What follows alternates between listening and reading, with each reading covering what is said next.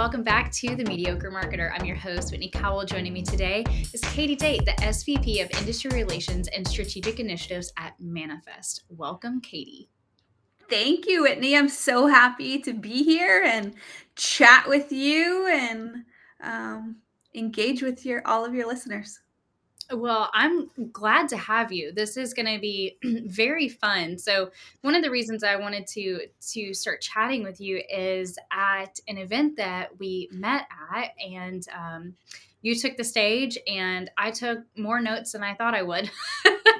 And so I wanted to continue that conversation and also kind of open the door of that conversation for people that maybe weren't able to attend, because it was really great content, a lot of really good advice that I think is super relevant. Yeah, absolutely. It was certainly a great event attended by, in my opinion, some of the huge change makers and the future stars of the supply chain. And it was truly an honor to be able to take the stage for the keynote, but also be able to lead a workshop with all of the women in attendance. Well, before we dive into that, I would love to know, what is the biggest mistake that you've made in your career so far, and how has that shaped where you are now? Oof. So my career has definitely not been a straight path. I am a very curious person, and that has led me in a lot of different directions, with always kind of having that operations thread in the middle. But one of the biggest mistakes that I think that I made was getting too comfortable. So I firmly believe that growth and change and innovation happens when we're uncomfortable. And I tell that to people all the time when I'm, leading workshops or just giving coaching, that, the real good stuff happens when we're uncomfortable. And I can look back to points in my career where I got maybe a little comfortable and maybe the innovation and the growth didn't happen. I'm thankful though that I have great mentors in my life that really push me, both personal and professional mentors that kind of call me out and say, okay, maybe it's time to shake things up a little bit. I love that advice. And I'm guessing the transition from where you were to where you are now at Manifest may have been a little bit outside of that comfort zone. Oh, 100%. So I had spent almost a decade at MIT, and within my role at the Center for Transportation and Logistics, I did lots of different things. So it was almost lots of mini jobs, I guess, within one role. But the biggest thing is, I was working with the same people all the time, and you kind of get into a rhythm. And so when the opportunity presented itself to make a radical change, I couldn't say no. You've been to Manifest. I was there as a keynote speaker last year. And so when Courtney came to me, and Courtney, the president of Manifest, came to me and said, would you ever consider this? I couldn't say no. So it's been a wild ride. Well, you mentioned something that actually is the primary topic that I wanted to dive into with you, which is mentorship. And a lot of the workshop that we dove into, there were different elements of mentorship. And I'd like to touch base on like both sides. The importance of being a mentor at some point in your career, and then the importance of having one at every point of your career. Yeah, absolutely. So there's two different kind of areas that I want to dive into. So there's definitely a spectrum of mentorship, right? You're gonna have mentors that are very informal, mentors that, maybe it's a coworker, or maybe it's a former classmate that, maybe you talk to them a couple of times a year, you can pick up the phone. Sometimes they end up being a ledge buddy, so a person that kind of pulls you back when you're ready to take that jump. And then there's more formal mentorship that happens either within an organization where you're assigned a mentee mentor relationship, or through your networking in the organization you find a sponsor, or maybe you start getting career coaching.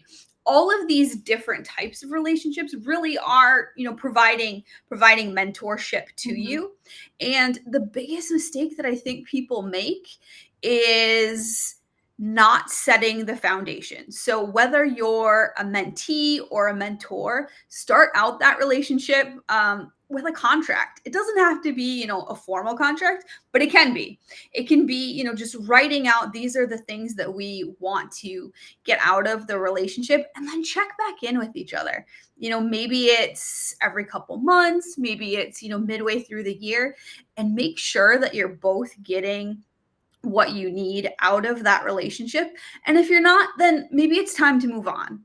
Um, I don't know if you've ever had one of those types of relationships in your career where it just, maybe didn't click, and you Oh, yeah. probably needed to move on from it. I definitely have. And it's I was hard, broken up with by particularly. a mentor, Really? and Okay. because I wasn't really checking in, and she was very invested in the relationship, and I was really thankful. I was really excited about it. But then I had different priorities. And she came to me and said, Hey, I just want to clarify, like, I'm not really taking the role of a mentor. We're not really doing what we had kind of talked about. So, I like to put in the effort. I like to match the effort that somebody's putting in, and I'm not really seeing that. So, I'm going to take a step back. And it hurt. I mean, don't get me wrong, but I kind of needed that little bit of a reality check of, this is very important. And also, this is supposed to be a give and take kind of relationship. And I think I was just kind of young and wasn't quite sure what I was doing or how to approach it. Yeah, absolutely. And that's why within organizations, companies need to provide a little bit of training. I think in some cases, companies assume like, oh, you've been, in supply chain for 15 years. Of course, you can be a mentor. But just because you know how to do your job well doesn't necessarily mean that Yeah. you know how to lead one of those relationships. And so I think, companies get a lot out of these relationships, and they need to know, that it takes a little investment on their part, whether it's on the manager's part or on HR's part, to set that foundation, and to make sure that people are really getting what they want out of it, both on the mentor and mentee side of things. So, what kind of advice would you give to a company that maybe doesn't have that program? They recognize that a buddy system may need to take place, but they're just not sure how to get started or who to start utilizing as mentors, how to do that kind of discovery in the organization. Yeah, absolutely. So I've been through this with a couple of companies and helped them form their programs within the organization. And the first thing is it needs to be voluntary. One of the mistakes that companies make is they force people both on the mentor and mentee side of things into the relationship. Everyone needs to volunteer. You want everyone to be there by choice, not by force. Sure. The second, and it seems like such like a no-brainer, but companies get excited. The HR department gets so excited and they want to launch this program. And when you're forcing people into it, they're not there by choice, and they look at it as a burden instead of Mhm. as the value. Yeah. The other thing that I would recommend is keep it simple. It doesn't have to be brain surgery. It doesn't have to take a lot of people's time. Just, start simple once a month, make, the first meeting, make that, contract, and then, continue to check in. And it doesn't always have to be a formal sit down.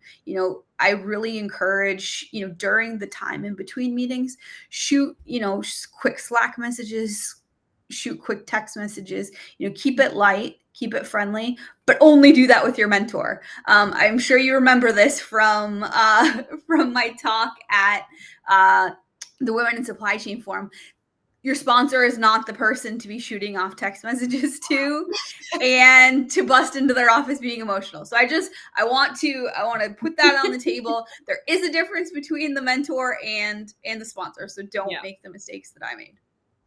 So what about like a mentor within the industry? So moving outside of your organization and finding somebody within the industry, within sort of the role that you have that you look up to and want to learn from. How does somebody go about asking that question? I feel like that is such an uncomfortable conversation to initiate sometimes.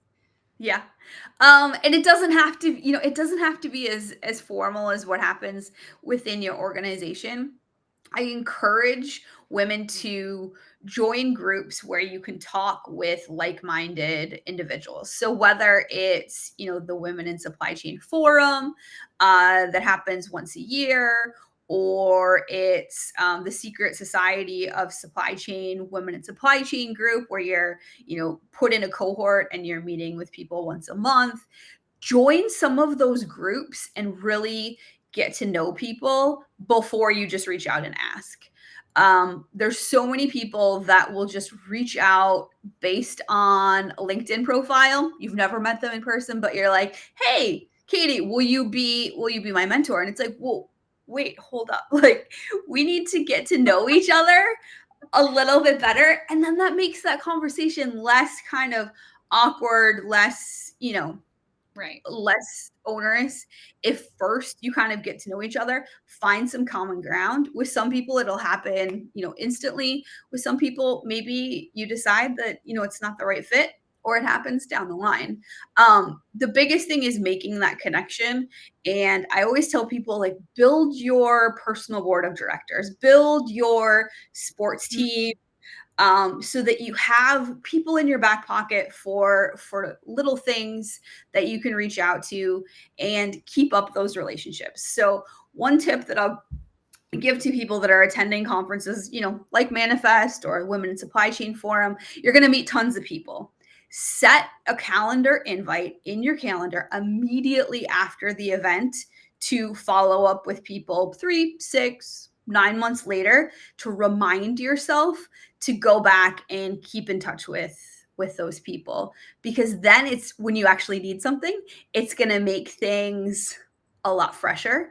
And what has happened to a lot of folks in our industry is when they have an opening in their organization, all of a sudden they're gonna be like, "Oh yeah, I met Whitney. We just caught up. I know that she wants to, make this move." Not saying that you want to make a move, but I, I know that she could be a good person for the role. Mhm. And now all of a sudden you're not, doing the resume, the applicant tracking system. You're Right. moved right to the top of the list, even if maybe you only have, 60% of, the boxes checked. You've made that personal connection, and all of a sudden you're jumping to the top.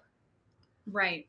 I think that is such good advice. It is a very smart way to approach your network that is also very genuine, because I Yeah. think, to your point, just reaching out cold turkey, will you be my mentor, is so weird. Don't do that. Yeah. Okay, so But I guess but there's reach out and ask for a coffee. Just yeah, have a, glass of wine, have a cup of coffee, talk for 30 minutes, and that's not quite as awkward or weird. that's what I did. So at TMSA, which is where I started kind of integrating myself into some other supply chain groups, meeting them at one and then kind of following to see where else their people are. I met with a group of women for about a year afterwards, once a month, and we just shared marketing knowledge. And that kind of started what is now my network in the supply chain. So that was a really like organic way to do that and to follow up with them. And what I did was immediately sent a LinkedIn message after meeting them and a connection, but I made sure that I sent the message so that I would remember, like I could open my messages and remember Exactly. who I had connected with. Yep. Um, And then at the end of each day, I would jot down notes about our conversation, or I would like go into a break area and write stuff down so that I would remember, like I wouldn't get people confused. Yeah, those are super great tips. The more intentional that you can be with your networking and building your groups, the better. The other thing is don't be afraid to invite people to things, even if they're more senior than you. They're busy. Everyone is busy. They might not have seen that, oh, this conference is coming up, or hey, there's this online meetup, or hey, there's this new group that's being launched. Don't be afraid to spread the knowledge and send someone a personal invitation. I can't tell you how thankful that I've been to the things, whether it's a happy hour happening, or just an opportunity to contribute to a thought leadership piece. People inviting me has been like, I've been so grateful for it. And as someone who's more junior and trying to build your network, you're going to get, that back in spades by just reaching out and, being that knowledge spreader. I love that. That is such good advice. Now I have more things to do. So I guess the other side of the conversation is somebody who maybe is ready to be a mentor, but they have no idea like where to find a mentee, how to say, "Hi, I'm available to share my wisdom and my knowledge with somebody." How do you A, like know when you're ready, and B, how do you begin that relationship and kind of setting the proper boundaries and expectations with someone? Yeah, absolutely. So a lot of it is going to be things that you learn by being mentored. And to your question of how do you know when you're ready, I think if you're thinking about it, you're probably ready to at least, tiptoe into it. And it doesn't have to be a formal, full-fledged mentorship. Mhm. Volunteer with, your college. Reach out and volunteer to go in and give a lecture in one of the classes that you took. Reach out to your professors, reach out to the different groups. So for example, when I was in college, I was part of the communications and journalism organization, and I have reached out and I've done mentoring sessions online, and I graduated from college 20 years ago, but I started doing that, 15 years ago, because even when you're more junior, you're in the position that they're going to be soon, and it's Mhm. going to be so much more comfortable for them to ask you questions because you've just been there, Yeah. rather than some old fogey like me who's been out for been out for 20 years. um you know Start there. That's, I think, getting involved in your college is kind of the number one. Second, obviously you can get involved, volunteer, raise your hand.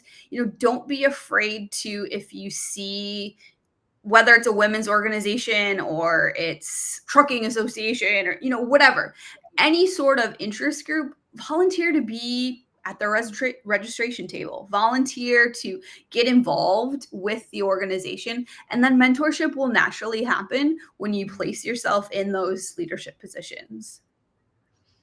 Do you think that it is wise for leaders to become mentors? I know you said it's not always for everybody. Not every person is kind of meant for it. Not every person wants to be. But do you think that it is wise for leaders, and should it only be leaders that are mentors? Definitely shouldn't just be leaders. I think that we all go through different seasons of our careers, and it's easier to be mentors and to provide that mentorship at different seasons in those careers, and know your capacity and know what you have to give. So for example, when I knew that I was having my son, I knew that for the next probably year and a half, 2 years, I probably wasn't going to have the capacity to be able to give back because I wanted to give everything to him. I got lucky; it was the pandemic, so there was no leaving the house. But ahead of that, I had planned and kind of rolled things back a little a little bit and knew that, for this, stage of my life, my focus is going to be different. And the important thing, as whether you're a leader or not, is being very transparent about, this is what I'm up to right now, whether it's Mhm. with your manager or your coworkers, or with leaders senior in your organization. Tell them, be honest. That's going back to your first question of what mistakes maybe I made early in my career. I wasn't as forthcoming with what I really wanted to do. I thought that I had to, like, take my bumps and prove myself, and just take what was given to me, and work hard, and I would get noticed, and I would automatically get promoted. That's not always the case. I've definitely learned that telling people what your interests are, telling people where you want to go, talking to people who are in roles completely different than you, and learning about their story and how they got there are some of the best ways that you can grow in your career. Because again, the more comfortable you get, the less easy that it becomes to make those pivots. How did you go about, and this is purely just for my own knowledge, how did you go about making connections within the supply chain with people that are outside of your knowledge base? Because I find myself gravitated towards people in sales and marketing roles because that's what I know. And it's a Yeah. little intimidating to sit down with other people and feel like I'm not quite sure how to hold a conversation about what they do, but I'm very curious about what they do and the knowledge that they have. Yeah, absolutely. I mean, I think the number one thing is remembering that they're a human, and that they started probably from a very small knowledge base at some point too. Second thing, people love talking about themselves. So go into the conversation with, three questions where you're asking them big open ended questions where they can talk a lot. And you're naturally going to probably find a common point. Because as much as you think that, oh, I'm in sales and marketing, so I know nothing about what they're doing in transportation, there's probably more, synergies, than you think. And again, they're humans, they've had life experiences. you know One thing that I'm learning and stepping outside of the supply chain and talking to more people in tech and more people in finance and the startup community is, there's so many things that are similar, and there's a lot that I can learn across the fences, than that applies similarly to the supply chain. So Mhm. get over the fear, and just, like I said, just, the worst thing that somebody's going to say is, you know what? I don't have time for the conversation. I don't think it's the right fit right now. And then, in 3 months, you go back to them and you ask the, question again, and maybe they're at a different point, Yeah. and they have time. Yeah. I love the advice of going back because I feel like sometimes it can be really discouraging, a little disheartening, sometimes even embarrassing when somebody says right now is not a good time. Yeah. And like I know from my experience, I thought, oh well, they just don't like me, which is not a mindset that I would encourage people to take. No. But there are some people from early in my career that I wish I had circled back with and maybe tried again, um, to not just build my network, but to learn from just in general. Yeah. Well, the one thing I can say is it's never too late. So I have gone back to people that, maybe I didn't have a great relationship, and use the power of LinkedIn to reach out and say, "Hey, I noticed your," again, people love to talk about themselves. "I noticed on LinkedIn that you just got this promotion, that you just moved to this company, that you're, being a panelist at this conference. I'd love to schedule a time just to catch up with you, and learn about your path, and what you've done recently." And 9 times out of 10, people are going to be like, "Yeah." Even if you didn't, 15 years ago have, the closest relationship, you have that common experience that Mhm. happened. So one of my first jobs out of college, I did a rotational program for Enterprise Rent a Car. And it's really like at that time they marketed it as the MBA without the IOU, because you truly like went through every part of the organization and learned so many things. And your class of people that you started with, like those 10 people, like you really like went through the paces with them. And I was the only woman in my class of 10 people, and the guys hazed me so bad. No. And I hated them. Like, I don't hate very many people, but like it made me really upset. But I channeled that and I kicked all their butts. And I was way more successful than that. But now going back, it's really easy to talk to them, because even though in that moment, 20 years ago, we maybe didn't like each other, we have that shared experience, and we've all gone in so many different directions that it's a lot easier to have that conversation. Well, I do have one more question, because by the time this airs, it will be after Manifest, which, by the Yep. way, we were filming this right before Manifest. So thank you for making time for this to Yeah, happen. my pleasure. But for people that are seeing this afterwards, what are some of the biggest tips that you can give folks that are either going to in-person events, maybe for the first time, like joining the workforce, or are finally at an organization that support going to these events? And then second, where can we find you later in the year? What are you going to this year? Yeah, absolutely. So, first question, do your homework. Make sure that before you're going to these events that you are looking in the app if they have one, you're setting up meetings, make sure that you've made some connections. I've gone to lots of conferences in my career, and nothing is more terrifying than walking in and not being prepared, but more importantly, not knowing anyone.